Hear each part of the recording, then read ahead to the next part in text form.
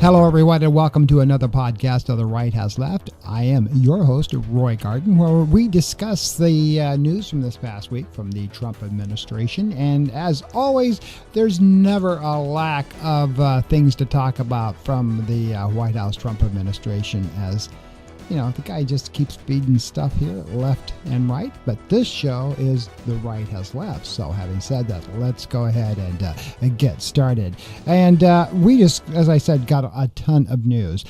Let's get started here with President Trump has just announced that the U.S. will double its current tariff rate on steel and aluminum imports from 25% to 50% starting on Wednesday. Now, Trump said this as he was speaking to a rally in Pittsburgh just yesterday, Friday, and the Pittsburgh rally was made up of mostly U.S. steel workers, so they were, of course, all in agreement with what he had to say. Trump said the move would help boost the local steel industry and national supply while reducing reliance on China. And as we all know, Trump, when he says something, it's gold. At least it's supposed to be. He's always, of course, up and down on what he does with these tariffs. But he said it will reduce, reliance on China. And Trump also said that the $14 billion that would be invested in the area's steel production through a partnership between U.S. Steel and Japan's Nippon Steel will be a great thing for everybody, including the United States. Though he later told reporters that he had not yet seen or approved the final deal. Now, of course, what he says to the public and to his supporters and what he says to the press is two different things, as we all know. The announcement is the latest turn in Trump's roller coaster approach to tariffs since he re-entering office in January. There will be no layoffs and no outsourcing whatsoever, and every U.S. steel worker will soon receive a well-deserved $5,000 bonus, Trump told the crowd. And, of course, that excited them, as it would anybody. Now, the announcement comes amid a court battle over the legality of some of his Trump's global tariffs, which an appeals court has allowed to continue after the Court of International Trade ordered that the administration to halt the taxes and tariffs.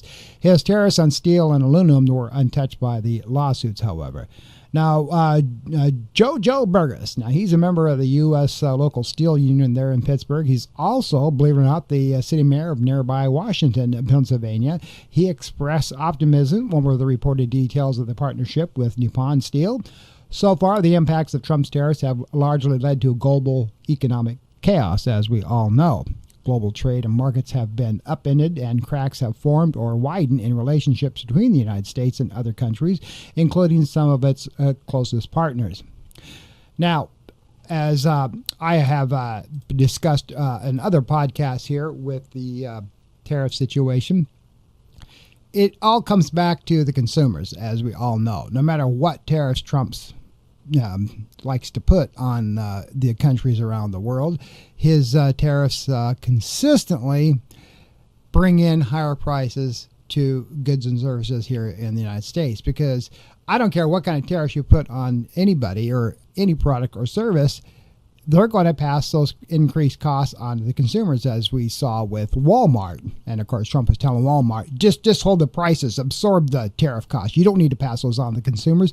Well, what the hell are they supposed to do? Everybody, as he himself should know, is when they're in business, you're in business for a profit. And when you want profits, you got to hold margins. And when you got to hold margins, you're going to pass those on to the consumers. And that, of course, all leads to inflation.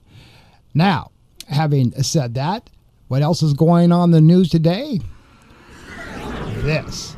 Now, you probably are not familiar with what Planter is. Well, the Trump administration is hiring this company to collect data on all Americans. And I have said all Americans. And they are on the listing of the data analysis company, this one right here, to do it. The New York Times recently reported that President Trump has enlisted the firm, founded by right-wing billionaire Peter Thiel, to carry out his March executive order instructing government agencies to share the data with each other. The order has increased fears that the government is putting together a database of wielded intelligence services and powers over the American public. Now, since then, the administration has been very quiet about these efforts, increasing suspicion. Meanwhile, a Planeter has taken more than, get this, $113 million in government spending since Trump took office, from both existing contracts and new ones with the Department of Defense and Homeland Security. That number is expected to grow, especially given the firm just won a new $795 million contract with DoD last week. Now, again, you need to really understand this. This company is going to be collecting data via all government sources through Social Security, Medicare, Medicaid, whatever the census, whatever they need to do, because, Trump is that paranoid that the guy really wants to know what everybody thinks about him, and that is going to be on all Americans. Whether this is also legal or not is to be decided. But this is scary, folks. This is what an authoritarian government does, especially when their leader is, paranoid and wants to make sure that everybody sees him the best light. And of course, Trump says he's doing this so he can, weed out more illegal immigrants. That's why he wants him to do this. So I don't know. You tell me what you think about this. Let's move on.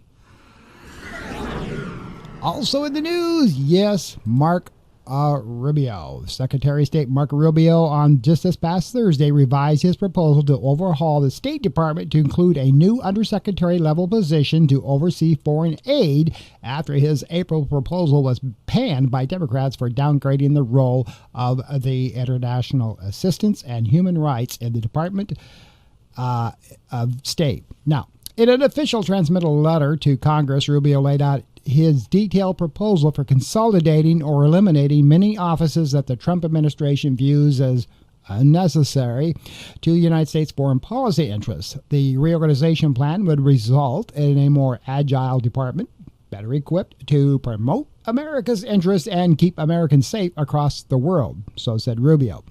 Now, adding that his revisions take into account feedback received from lawmakers and longtime Bureau employees, which I find that hard to believe. What is not mentioned, though, is how Trump wants Rubio to move the FBI and the Department of State agencies to increase deportation, as Trump does not think the agencies are moving fast enough.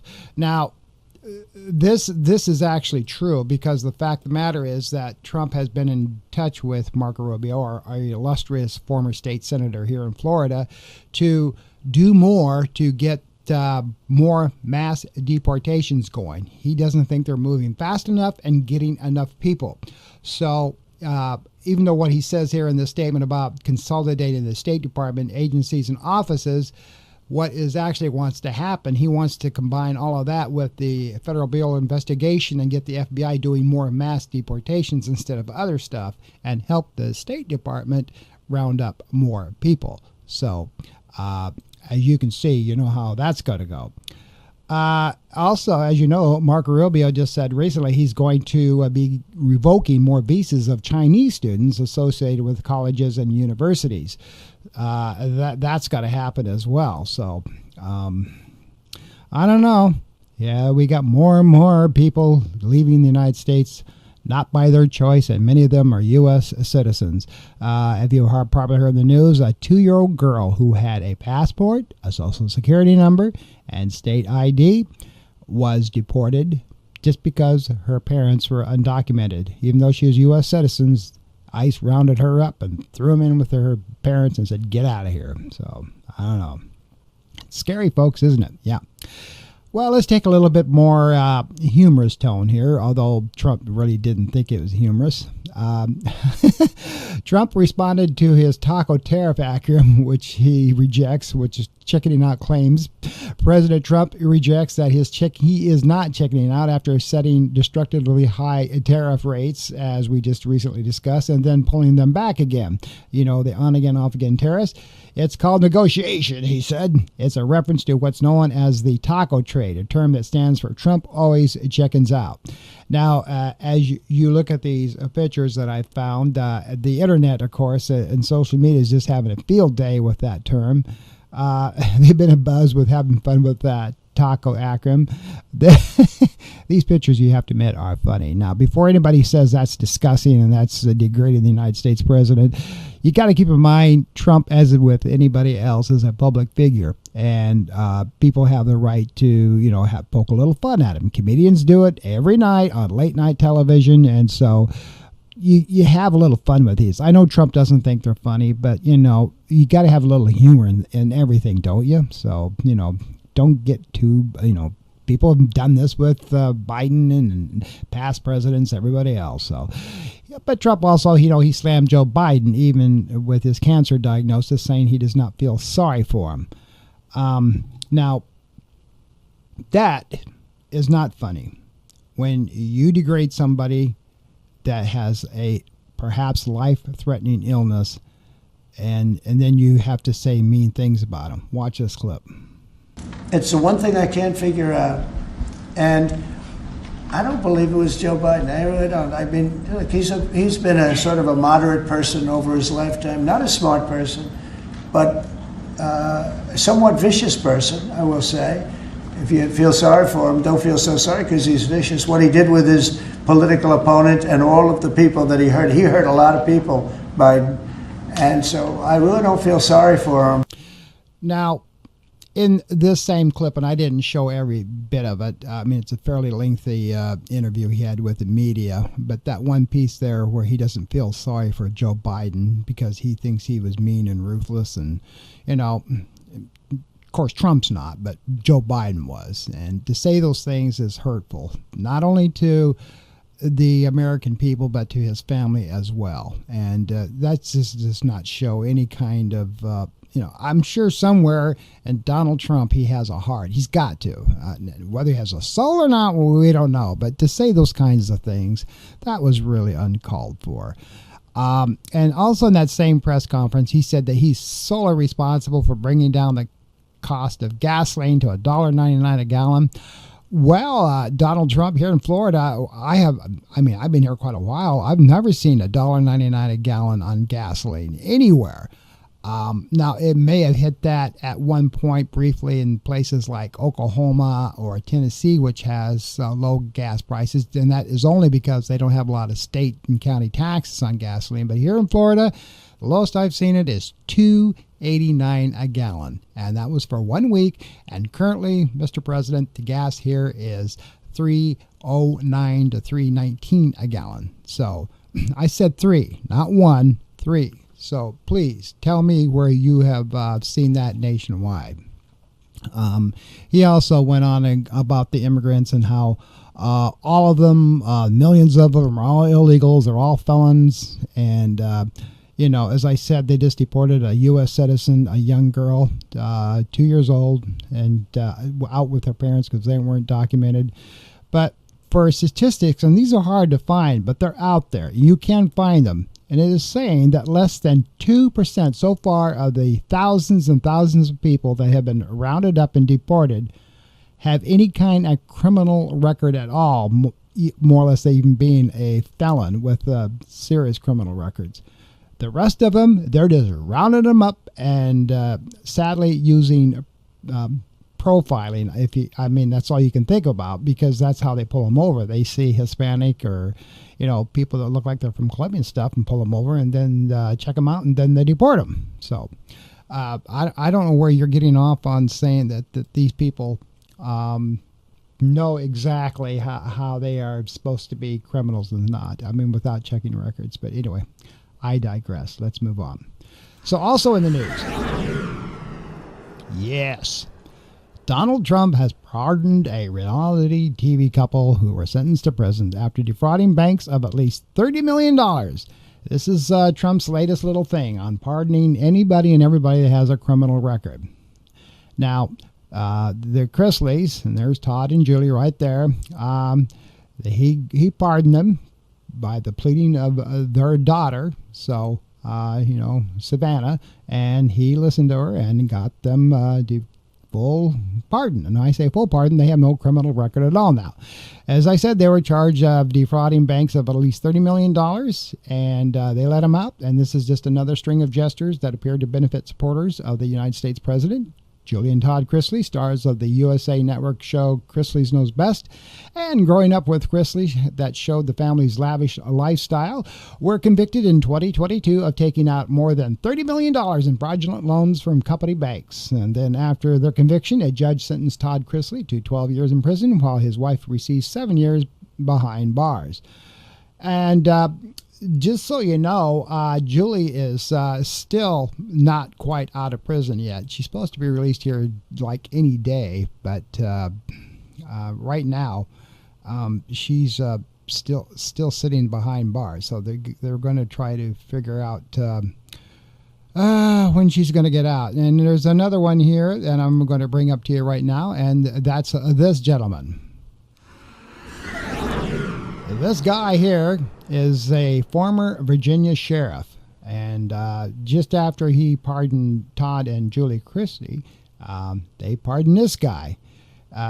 He was supposed to report to prison just in a couple of days, and he's the former Culpeper County sheriff, and his name is Scott Jenkins. He was sentenced to 10 years in prison. That's right, 10 years in prison, for accepting $75,000 in bribes and padding his sheriff's department with untrained, wealthy Virginia businessmen. You're scared. Honestly, you're scared, Jenkins said of his sentencing. You may have been a cop all your life, but you're sitting here going. And they want to put me in prison for life. And now instead of going to prison, Jenkins is going to be free thanks to President Trump. Now, this is basically, as you know, when you accept money from business people and then you deputize them without any training, without anything, and you're taking all this money from them, it's graft. I mean, it's illegal as hell. And that's what he was convicted of. And the evidence was all there. Yet, President Trump, who's a 34-counted felon himself, pardons this guy. Now, as a part of a spree of more than 24 clemency actions this week, United States President Donald Trump on Wednesday commuted the federal prison sentences of Larry Hoover, another one. He's the founder of the notorious Chicago street gang. Hoover was the leader of the Gangster Disciples, and in the 1990s was given 6 life sentences on conspiracy, extortion, drug, and other criminal charges. In addition to his federal sentence, Hoover still faces a 200-year jail term in the state of Illinois for murder, and it's unlikely to be released soon. A president is unable to commute state-level sentences, just so you know. They only can commute federal sentences. So if you got a state sentence, that's on you. Thank God. And on Wednesday, the president also granted a pardon to other convicts, including Michael Grimm, a former New York City congressman. He served 7 months in prison after pleading guilty to felony tax fraud, as well as Hoover and Grimm. At least 8 others have been pardoned by the president in recent days. The New York Times reported that Trump issued a total of 25 pardons or commuting of prison sentences on this past Wednesday. Department of Justice records indicate that during his second term, Trump has pardoned more than 40 people in addition to almost 1,600 pardons doled out to people charged or convicted in connection with the January 6, 2021 U.S. Capitol riot. All those people, he felt, hey, you're just showing your First Amendment rights. Go ahead and storm the Capitol. It's okay. I'll pardon you. When he was president the first time around, he pardoned 237 people, according to a Pew Research Center. Most of these occurred in the final months of his term. What is a presidential pardon? Hoover, 74, built the Gangster Disciples into a nationwide street gang from its origins in Chicago's South Side in the 1970s. In 1973, he was convicted of ordering the execution of a rival drug dealer. Now, this is what's important, folks. This guy also basically is an accessory to murder. And Trump pardoned him of the federal charges. As I mentioned earlier, he still has state charges which Trump can't do anything about. And so he'll probably stay behind bars. But, when you see stuff like this, you got to think to yourself, what the hell is going on? And it's just flat out scary. Authorities allege that he continued to lead his gang from prison, which is very possible. And I mean, this guy, the Gangster Disciples, folks, it has just a long record of just doing destructive, murdering, and evil things. And it's really sad what this guy can do, and still get away with stuff. And I don't know what else you can say about it. I do want to say one thing that I think that we should all be aware of is when Trump goes around and pardons all these people, when he's a convicted felon himself, you've got to think to yourself, just what in the world is going on here? And he has this campaign that he thinks all these illegal immigrants are criminals and murderers and thugs and thieves, and they're in the United States, and yet he turns right around, and the very same people that have those same kinds of backgrounds, he's pardoning them. So if you're a white privileged guy or something else, I don't know, I guess you're okay to be pardoned. But if you're not, then you're going to be deported. So it's just unbelievable. Anyway, in other news, Elon Musk is back in the news again. Yes, he is. Elon Musk's days working at the White House, as we are well aware of, is now over. He has moved on because he needs to save his own company. So there you go.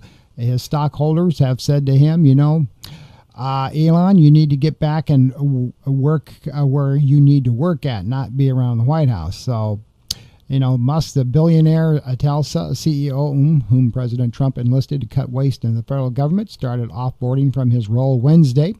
A White House official told NBC News a day after he criticized a Republican bill to fund much of Trump's agenda that he was done. Two sources later confirmed that Musk's more than a 114-day-long tenure as a special government employee officially concluded Wednesday. Now, Musk commented on his exit Wednesday on his social media post, a company that he owns, X, that he called for the Doge mission to become a way of life throughout the government, referring to his Department of Government Efficiency initiative.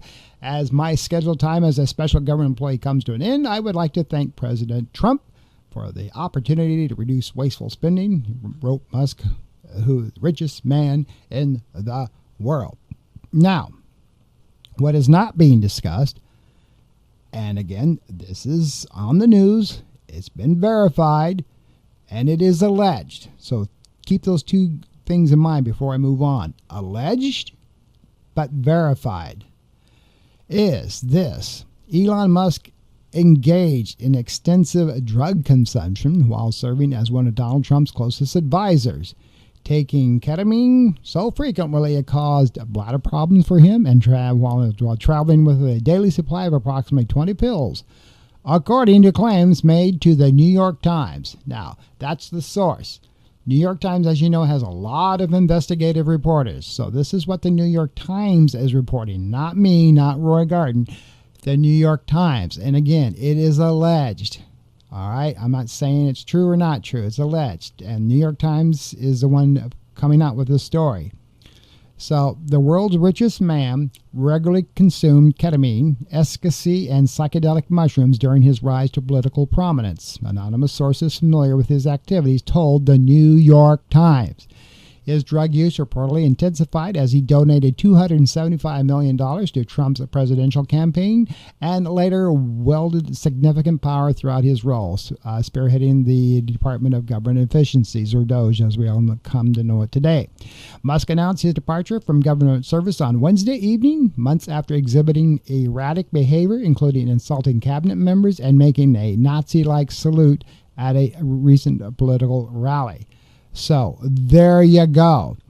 Elon Musk, as much money as he has, does not, I don't care how much money you got, it does not take care of you as a person with your own emotional and mental capabilities. And I say the same for that to Donald Trump as well. There are many, many people who are, questioning his own mental capacity and some of the erratic things that he does as a president. So, and his, though, I think has more to do with his age than, anything else. So I'll just leave it at that. But, people seem to think that, well, I don't need to worry about that. So, he's doing a good job. So, let's just look at our former president. He couldn't do anything either. Well, both of them are becoming elderly people. So, whether you're thinking of Joe Biden, and all the magnet people can make all the comments they want about him, but they won't make any comments about their current president, Donald Trump, because he can do no wrong. But people have observed that he also has erratic behavior. Look at his speech that he just gave at West Point. He was all over the place. And then they have the audacity to turn around and make fun of another university that had Kermit the Frog. But that was such an emotional, wonderful thing where everybody could connect with that and what he had to say.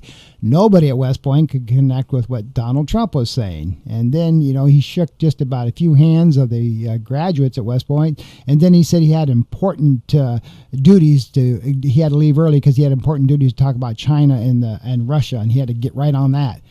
And then, of course, he flew directly to his golf course and played golf. So I wonder about that as well. So, speaking about colleges and universities, yes, Harvard is back in the news again. Harvard University won a reprieve in its fight to enroll international students after the Trump administration appeared to walk back its initial decertification, and a federal judge upheld a block on the government's order. The Department of Homeland Security said Thursday it would now give Harvard University 30 days to prove it meets the requirements of the Student Exchange Visitor Program, or SCVP, which authorities and universities to host academics on visas. So that's what that's about. A letter from DHS Secretary Kristi Noem its intent to withdraw certification. Harvard needs to have foreign students on campus. Failure to respond to this notice within the time allotted will result in the withdrawal of your school's certification, she wrote. So we will see how that goes. The Trump administration has ordered U.S. consulates and worldwide also to conduct mandatory social media screening on every visa applicant seeking to travel to Harvard University, with officials instructed to view private accounts as potential signs of evasiveness. A State Department cable signed by the U.S. Secretary of State Marco Rubio, whom we just talked about earlier, requires immediate enhancement vetting of all Harvard-bound students, faculty, staff, speakers, and other visitors as part of what officials describe as a pilot program that could expand to other universities. Just stuff, more crap they're coming up with to punish Harvard because they're fighting back. And how dare anybody fight back Donald Trump? How dare you? The policy takes effect immediately at all U.S. embassies and consulate. Now, that in itself is just, when Trump loses one battle, he creates something else so he can battle again. And that's just the nature of what he likes to do. It's just unbelievable how he does stuff. But, that's the current world that we now live in. You get somebody like Harvard who likes to fight back, and God bless them that they do. They're standing up for their rights. Then Trump comes up with other things because he does not like to lose. And when he does lose, he's a sore loser, and he'll let you know. We'll just have to see where this winds up, folks. But, the fight continues. Now, this next story with Homeland Security Secretary Kristi Noem is this is going to be kind of fun, and because she has quite a few little things going on here. A claim by Homeland Security Secretary Kristi Noem that an immigrant threatened the life of the President Donald Trump has begun to just unravel just a bit. Noem announced an arrest of a 50-year-old man who was living in the United States illegally, saying that he had handwritten a letter. I mean, it's not funny. Excuse my little chuckle there, but when you get into the story, you're going to see how it's unraveling, because what is funny is how, the Trump administration says a lot of stuff, and then it comes back to bite them in the butt. They kind of stretch the truth, or lie, if you will. And then, reporters do a little digging, and then they come back and have to backtrack. But anyway, the letter was threatening to kill Trump and would then return to Mexico. Then he was going to go to Mexico. He is in ICE custody at the Dodge County Jail in Juneau. I apologize. The story received a flood of media attention and was highlighted by the White House and Trump's allies.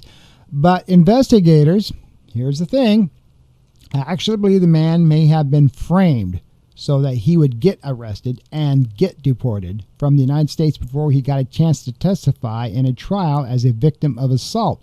A person familiar with the matter told the Associated Press. The Associated Press, the one that Trump will not let on the jet because he doesn't like them, because they have a lot of stories that are against him. The person could not publicly discuss details of the investigation and spoke to the AP on condition of anonymity. Law enforcement officials believe that the man, and yes, I do have a picture of this guy here, and this is the guy that they are talking about. Ramon Morales Reyes never wrote a letter, and that Newman and her department shared with a message written in light blue ink expressing anger over Trump's deportations and threatening to shoot him in the head with a rifle at a rally. Newman also shared the letter on X along with a photo of Morales Reyes, and the White House also shared it on social media accounts. The letter was then mailed to an Immigration and Customs Enforcement office along with the FBI and other agencies, this person said. So they highlighted the supposed letter that this guy wrote, and then forwarded it on to the, working departments to get this guy picked up. And so there you go. Did this man, in fact, write this threatening letter? And is it true? He said he never wrote that letter, and that he was going on into court for other reasons. And then Newman, highlighted, the letter thing, and then sent it to other people to get him picked up. So he'll probably be long gone and off to El Salvador, wherever they're shipping all these thousands and thousands of people, and we'll never know. It'll be buried in government paperwork. And so the people that did this investigative report, good for you. How you're going to find out if it's in fact true or not is going to be, it's going to be a long time before you actually ever know, won't you? And in other news, yes, the Supreme Court on Friday allowed the Trump administration to temporarily pause a humanitarian program that has allowed nearly 500,000 people from Cuba, Haiti, Nicaragua, and Venezuela to enter the United States and remain here legally for 2 years. That program is now over. The move to grant a stay in the case means that the Cubans, Haitians, Nicaraguans, and Venezuelans who were granted temporary parole under the program known as CHNV would lose their temporary legal status to be in the United States. And this could potentially be deported, in which they probably will be, while the case plays out in lower courts. Meanwhile, I'm sure they're going to be put on those little funny planes and just zoop, off you go. See ya! The court did not give a reason for its brief order. So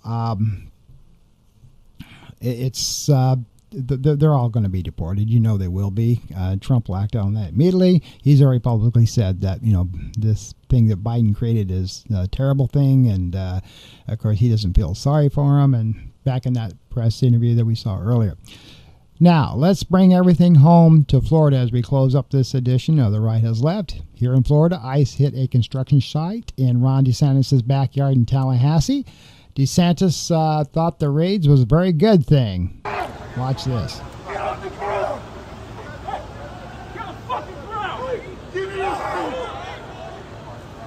Law enforcement officers and federal agents, some wearing masks and camouflage uniforms, conducted multiple anti-illegal immigration raids that morning here in Florida, and in our state's capital city, Tallahassee, including a 7-story mixed-use development near campus called Pilera that was being built in the Enclave.